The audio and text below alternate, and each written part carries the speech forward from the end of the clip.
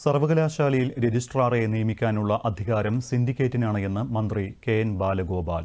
വിഷയം നിയമപരമായി വേണം കൈകാര്യം ചെയ്യാൻ. കോടതിയുടെ ഇടപെടൽ ആശ്വാസകരമാണ് എന്നും മഹത്തായ വിദ്യാഭ്യാസ സമ്പ്രദായത്തെ തകർക്കുന്ന നില ഉണ്ടാകരുത് എന്നും മന്ത്രി പറഞ്ഞു. രജിസ്ട്രാറുടെ കേരള യൂണിവേഴ്സിറ്റി രജിസ്ട്രാറുടെ സംബന്ധിച്ച് വന്ന തീരുമാനം കോടതി ആ രജിസ്ട്രാറെ അവിടെ തുടരുന്നത് അനുവദിച്ചുകൊണ്ടാണ് വന്നേക്കുന്നത്. നിയമപരമായിട്ട് ആ കാര്യം ആണ് നടക്കേണ്ടത്. സിൻഡിക്കേറ്റ് തീരുമാനിച്ചു. പക്ഷേ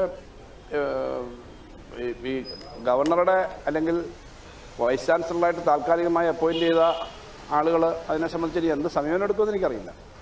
പക്ഷേ ഇത് നിയമപരമായിട്ട് സിൻഡിക്കേറ്റാണ് അപ്പോയിൻറ്റിങ് അതോറിറ്റി. രജിസ്ട്രാർ പെറ്റീഷൻ കൊടുത്തിരുന്നു. രജിസ്ട്രാർ നേരത്തെ അദ്ദേഹത്തെ സസ്പെൻഡ് ചെയ്യുന്നതിനായിട്ട് ഇപ്പോൾ അങ്ങനെ റീഇൻസ്റ്റേറ്റ് ചെയ്തതിൻ്റെ ഭാഗമായിട്ട് കോടതി അത് സംബന്ധിച്ച് ആ പെറ്റീഷൻ ഇല്ലാത്തതുകൊണ്ട് അദ്ദേഹത്തെ വീണ്ടും അവിടെ തുടരാൻ അനുവദിച്ചു. ഇനിയെങ്കിലും ഇത്തരം കാര്യങ്ങളും സംഘർഷങ്ങളും വർദ്ധിപ്പിക്കാതിരിക്കാനാണ് ശ്രമിക്കേണ്ടത്. ഏതായാലും കോടതിയുടെ വിധി എന്ന് പറഞ്ഞാൽ സർവകലാശാലകൾക്ക് പൊതുവിലൊരു ആശ്വാസമാണ്. ആ ആശ്വാസം വളരെ പക്വതയോടുകൂടി ഇത്തരം കാര്യങ്ങൾ മനസ്സിലാക്കാൻ ഉയർന്ന വേദിയിലുള്ള ആളുകൾ, ഇതിൻ്റെ മുഴുവൻ ചാൻസലർ ഗവർണറാണ്, മറ്റ് ചാർജ് വരുന്ന ആളുകൾ, അവർ കാണും എന്നാണ് ഞാൻ പ്രതീക്ഷിക്കുന്നത്.